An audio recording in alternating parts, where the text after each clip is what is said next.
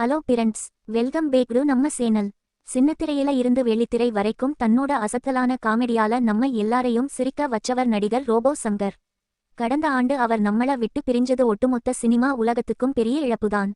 இப்போ அவர் கதை நாயகனா, அதாவது ஹீரோவா நடிச்ச அவரோட கடைசி படமான ஈகோ ராமன் படத்தோட ஸ்பெஷல் ஸ்கிரீனிங் நடந்திருக்கு. படத்தை பார்த்துட்டு ரோபோ சங்கரோட குடும்பத்தினர் ரொம்பவே நெகிழ்ந்து போயிருக்காங்க. அவங்க என்ன சொன்னாங்க, இந்த படம் எப்போ ரிலீஸ்? சமீபத்துல இந்த படத்தோட சிறப்பு காட்சியை ரோபோ சங்கரின் குடும்பத்தினர் பார்த்தாங்க. படம் பார்த்துட்டு பேசின அவரோட மனைவி பிரியங்கா சங்கர் ரொம்பவே இமோஷனல் ஆகிட்டாங்க. கடந்த 9 மாதங்களா அவரோட குரலையும் உருவத்தையும் நாங்க ரொம்ப மிஸ் பண்ணோம்.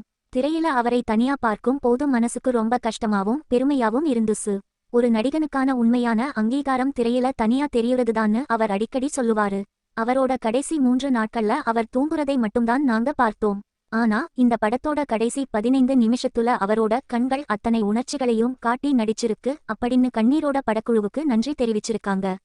அதேபோல ரோபோ சங்கரோட மகள் இந்திரஜாவும் பேசும்போது இந்த படம் பத்தி அப்பா என்கிட்ட முன்பே சொல்லியிருக்காரு. படத்தோட கிளைமாக்ஸ் காட்சிகளை கூட என்கிட்ட காட்டியிருக்காரு. வழக்கமான தன்னோட காமெடி ஜானர் இல்லாம ரொம்ப புதுசா ரசிச்சு பண்ணியிருக்கேன்னு அப்பா சொன்னாரு. நிஜ வாழ்க்கையில யாருக்குமே ஈகோ பார்க்காத எங்க அப்பா இந்த படத்துல ஈகோ பார்க்குற கேரக்டர்ல நடிச்சிருக்காரு.